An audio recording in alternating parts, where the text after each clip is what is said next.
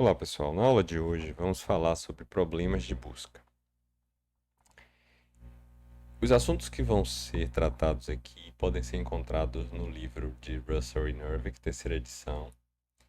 A primeira parte, que é a busca com informação ou sem informação, vocês encontram no capítulo 3, enquanto na segunda parte, que é a busca local e problemas de otimização, vocês encontram no capítulo 4 do livro. Vamos começar com um pequeno problema. Vamos imaginar que a gente tem um problema de pesagem. A gente tem Aldo, Baldo, Carlo, Diego e Franco, né? Então são 5 pessoas que juntas pesam 213 quilos. Aí a gente tem mais algumas informações, né? A gente sabe que Aldo e Baldo juntos pesam 78 quilos, Aldo e Carlo juntos pesam 84 quilos, Aldo e Diego juntos pesam 67 quilos e Aldo e Franco juntos pesam 89 quilos. E aí a gente precisa descobrir quanto pesa cada uma dessas pessoas, cada uma dessas 5 pessoas que eu me referi aqui. Bom, se a gente pegar todas as informações iniciais, a gente consegue montar um conjunto de equações, né? E esse sistema de equações nos permite descobrir qual o peso de cada um, né? Inicialmente a gente tem que A mais B mais C mais D mais F é igual a 213. A mais B igual a 78 quilos, logo B igual a 78 menos A. A mais C igual a 84, logo C igual a 84 menos A. A mais D igual a 67, logo D igual a 67 menos A. E A mais F igual a 89, onde F é igual a 89 menos A. Então, assim, de cara a gente já descobre que a gente pode construir todas as equações iniciadas no problema em função de Aldo, né, da letra A.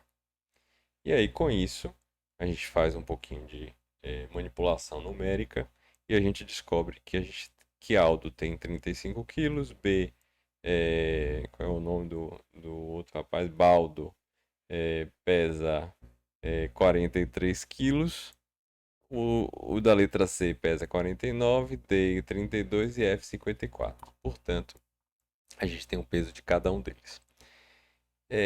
Esse tipo de problema, ele é resolvido por meio de busca, né?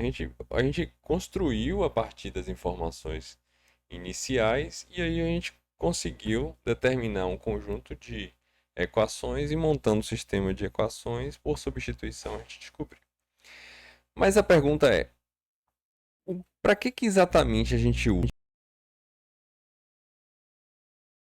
problemas a gente quer resolver? Então, assim, inicialmente o algoritmo de busca ele visa determinar objetivos intermediários para que a gente alcance o objetivo final. O objetivo final no nosso exemplo foi descobrir o peso de cada um. Os objetivos intermediários eles partiram das informações iniciais que nos deram, né? Ou seja, a soma de tudo dá 213, a soma de cada um dá 78, etc.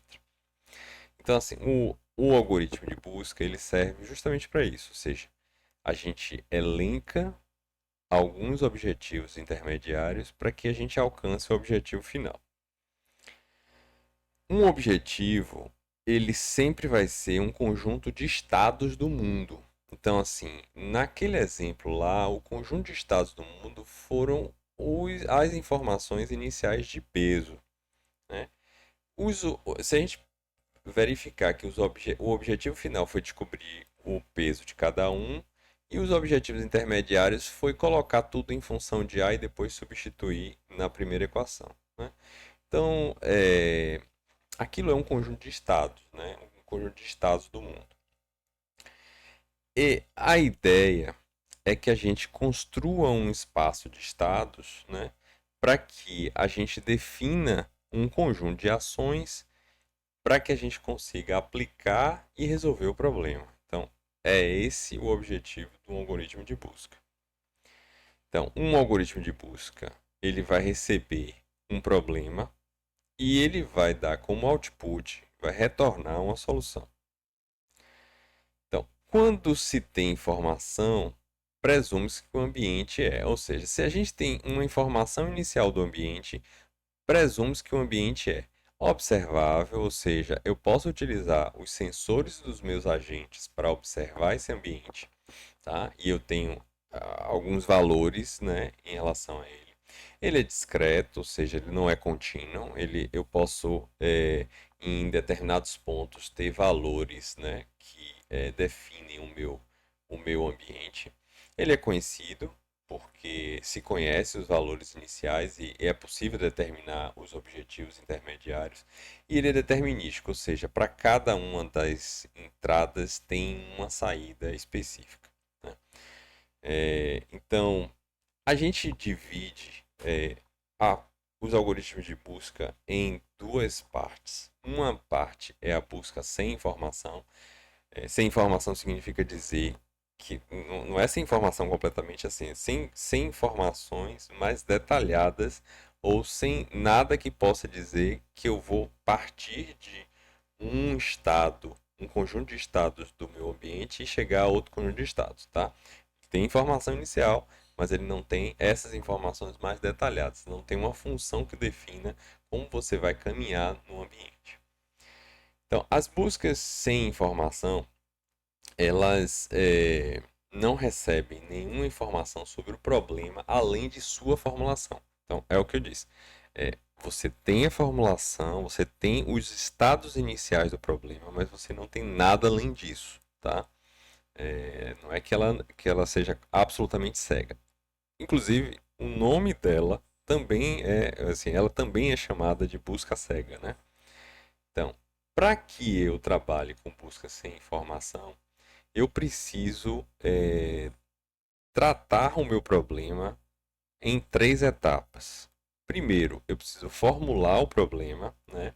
Então, eu preciso definir que ações e estados devem ser considerados para que eu alcance um objetivo, né? Então, por exemplo, eu estou viajando de um ponto a outro de uma cidade e eu, em tese, não tenho informações totais sobre o mapa, né? Só tenho informações qual vai ser meu próximo, minha próxima cidade e eu quero partir de uma cidade e chegar até outra, né?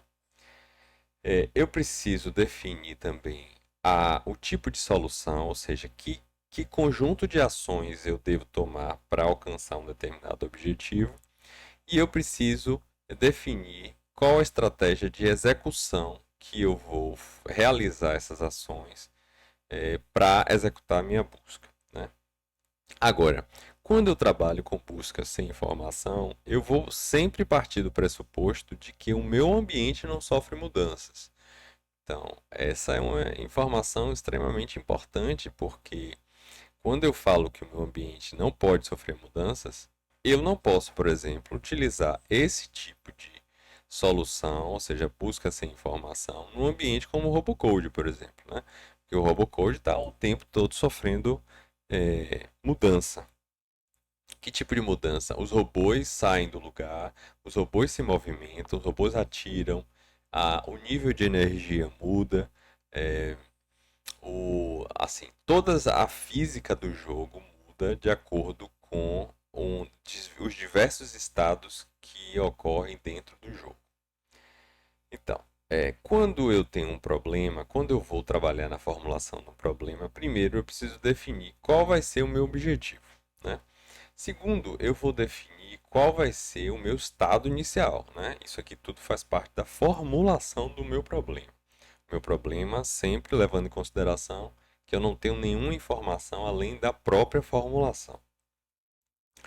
E depois eu preciso definir quem vai ser a minha função sucessor. A minha função sucessor significa dizer, ó, dado que eu estou em um determinado estado, né, quais vão ser os próximos estados a caminhar, considerando que eu estou ali dentro de um determinado objetivo intermediário, tá? Então, assim, eu preciso definir quem vai ser meu espaço de estados. Eu preciso definir como é que eu vou testar o meu objetivo, porque minimamente eu preciso saber quando eu vou chegar no meu objetivo, portanto eu preciso ter um teste, né, de alguma forma. Eu preciso calcular o custo do caminho. Por quê? Porque eu preciso ter uma estratégia para minimamente alcançar aquele objetivo com a menor quantidade de passos possível, tá? Ainda dentro da formulação de um problema, né, a gente precisa determinar que uma solução para um problema ela vai ser um caminho que vai partir de um estado inicial e vai chegar até um estado objetivo. Para eu chegar lá, eu preciso testar o meu objetivo, como eu falei, eu preciso de uma função de custo, né? E, portanto, essa função de custo ela vai atribuir algum valor numérico para o meu caminho, né? Se eu estiver trabalhando, por exemplo, dentro de um mapa, dentro desse mapa, qual seria uma possível função de custo? Seria, por exemplo, a distância que eu saio de um determinado ponto até outro determinado ponto. Eu preciso também ter a possibilidade de avaliar a qualidade dessa solução. Eu preciso medir, né, através da função de custo do caminho, qual vai ser a qualidade da minha solução. Se eu consigo chegar até o meu objetivo final com o menor custo ou com a maior velocidade, né? Como a gente já usa, por exemplo, quando a gente utiliza um sistema de GPS. Uma solução ótima, portanto, ela vai ter um menor custo de caminho entre todas as soluções, tá? Então, quando a gente fala de solução ótima, a gente fala sempre de uma solução que tem um menor custo. Agora, que custo é esse? É um custo de tempo? É um custo de distância? Depende da minha função objetivo que eu utilizar dentro da definição do meu sistema, certo? Então vamos aqui um exemplo, né? Então, assim, um exemplo de formulação. Eu tenho aqui um mapa, né? Esse mapa vocês vão encontrar lá dentro é, dentro do livro, né? É um mapa da Romênia, tá?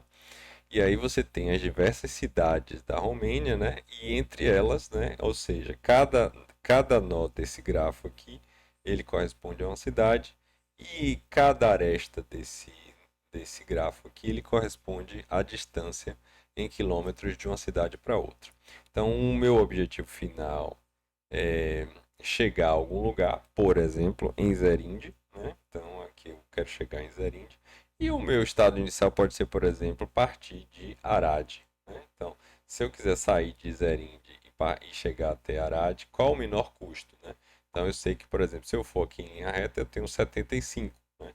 Mas se eu for, por exemplo, chegar em Orádia, depois ir para Sibiu e depois voltar para Arad, eu vou gastar bem mais. Então, mas se eu tenho uma estratégia de busca sem informação, eu tenho que levar em consideração que eu não tenho todos os estados e todas as cidades e todas as distâncias já pré-computadas. Então, em tese, eu tenho que, no meu algoritmo de busca, sair de Zerinde e ir inicialmente para onde tiver menor custo. Então, onde é que tem o menor custo? Indo para Orádia. Entretanto, quando eu chego em Orádia, para eu chegar até Sibiu, eu tenho que ter um custo muito maior do que se eu sair de Zerinde e ir direto para Arad. Então eu posso voltar, né? E aí sim sair de Zerinde e para Arad. Bom, outra questão importante dentro dos algoritmos de busca sem informação é a questão da função de transição, né? Então a função de transição ela vai prover um conjunto de ações possíveis a partir de um determinado estado para chegar até o seu sucessor. Então, lá dentro do exemplo do mapa, não, o mapa da Romênia, o sucessor de Arad, ele vai ser ou ir para Sibiu, né? E aí, se eu for para Sibiu, eu vou estar em Sibiu, então em Sibiu. Ou ir para Tissimiwara, ou ir para Zerinde. Para cada uma delas, eu tenho a minha ação, que é ir, e o meu sucessor, que é quando eu vou para Sibiu, o meu sucessor é estar em Sibiu, portanto, em Sibiu. Tá? Então, dentro dessa perspectiva de uma busca sem informação, também eu tenho um conjunto de todos os estados acessíveis a partir de um determinado estado. Então eu tenho o meu estado inicial e meus sucessores, né? Então, o espaço de estado ele pode ser interpretado também como um grafo, tá? Em que os nós são os estados e os arcos são as ações. Então, as arestas vão ser as ações e os nós vão ser os estados. O caminho, naturalmente, ele vai ser uma sequência de estados conectados por ações em um conjunto de estados determinados que eu posso sair daquele ponto e ir para o próximo sucessor. A definição de solução, ou seja, a solução vai ser um caminho desde o estado inicial até o estado final. E a solução ótima vai ser aquela que melhor atende, ou seja, vai ser ou o caminho mais rápido ou o menor caminho dentro do meu mapa, dentre todas as soluções existentes. Tá? Então, um exemplo aqui seria a gente tentar resolver um problema de quebra-cabeça. Então, a gente tem aqui 9 quadrados, sendo que 8 deles têm números e um deles está vazio. Por que que eu preciso de um vazio? Porque eu preciso mover as peças, né, de modo a reembaralhar esse quebra-cabeça de 8 peças até saindo de um estado inicial e chegando a um estado objetivo. Então, quem seriam meus estados? Os meus estados seriam as posições das 8 peças e do vazio. Né?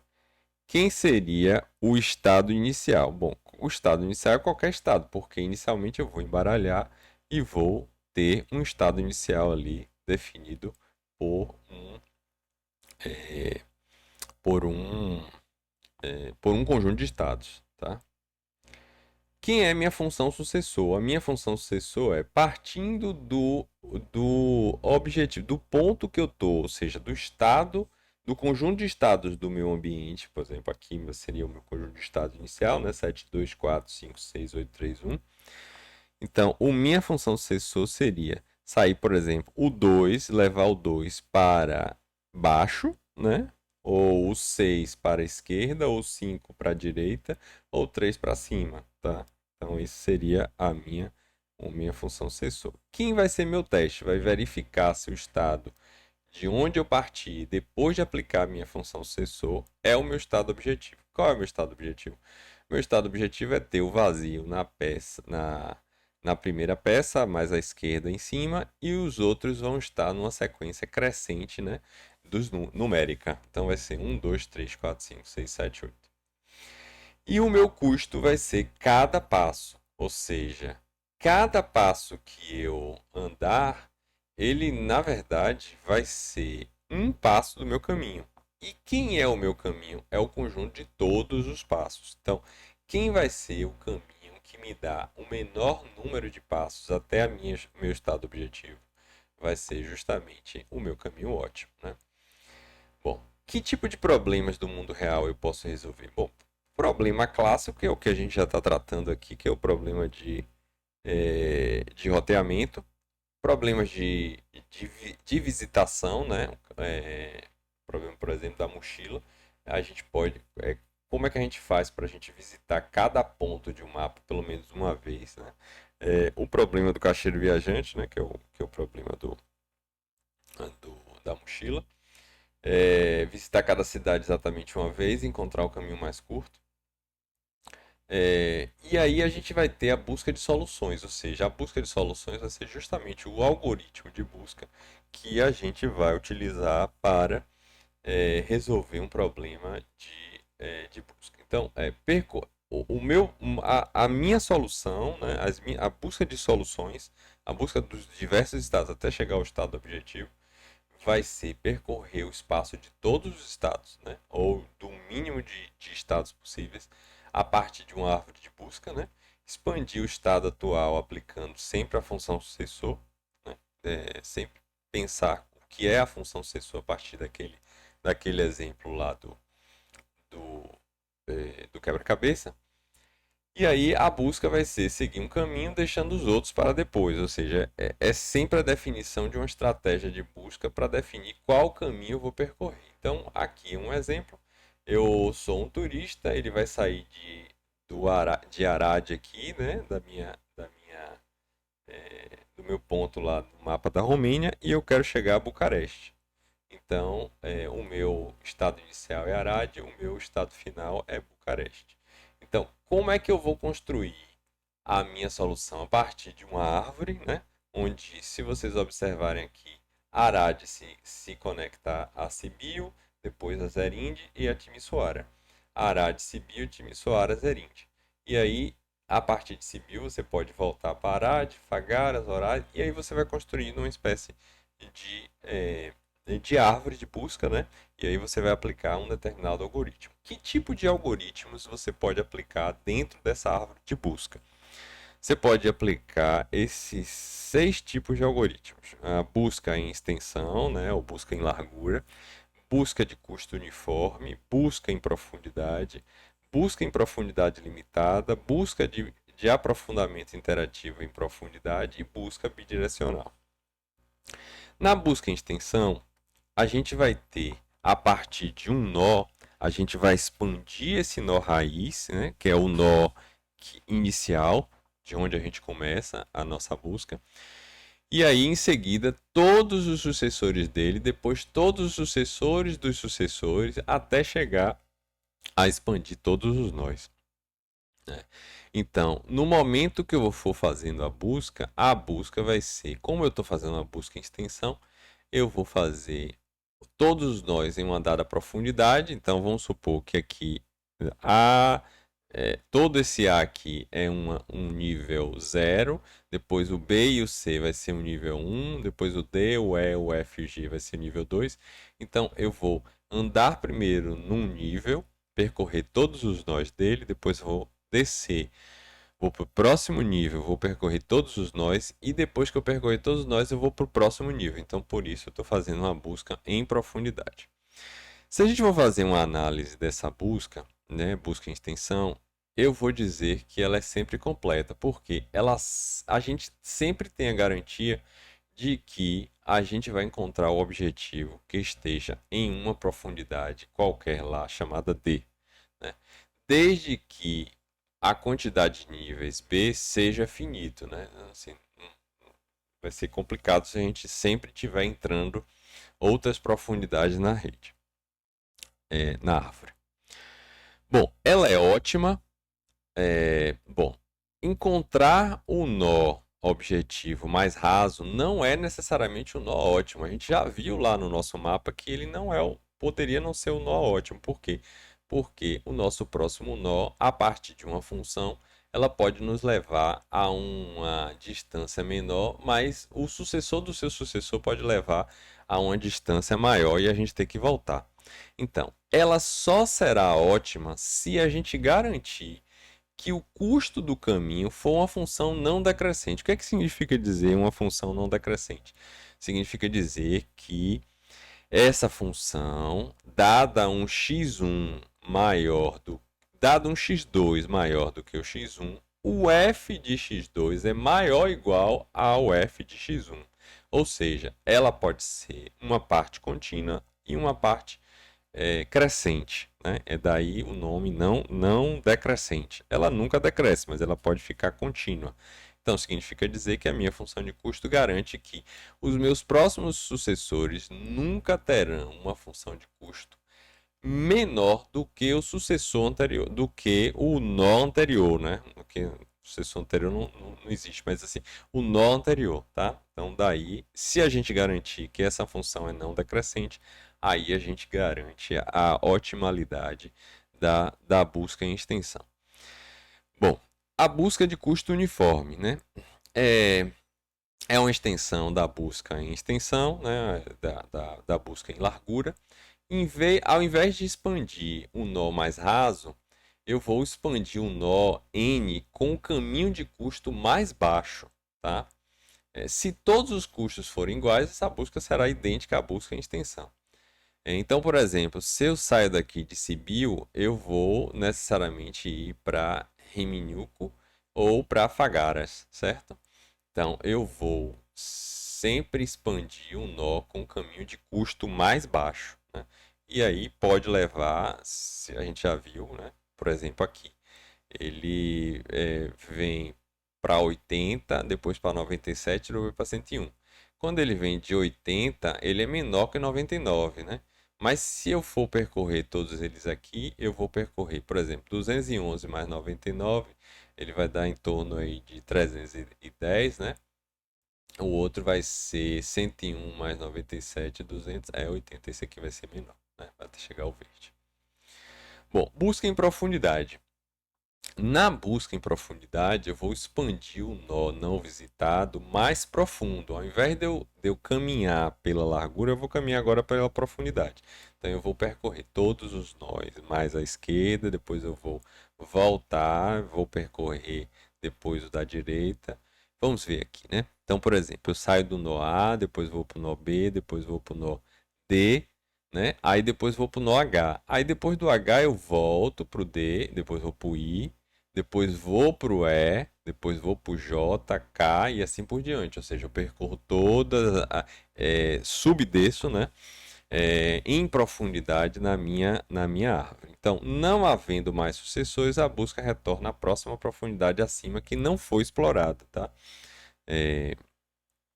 Bom, fazendo uma análise da busca em profundidade, a gente pode dizer que é, ela pode fazer uma escolha errada de alguma forma e aí ter que voltar, né, para percorrer um caminho cuja função de custo é menor, né? E aí às vezes pode levar para um caminho muito longo, às vezes até infinito. Quando a opção diferente levaria a uma solução mais rápida, né? Ou seja, o nó C na figura anterior seria mais rápido do que o nó B, né? Portanto, a busca em profundidade ela não é completa e nem ótima, tá?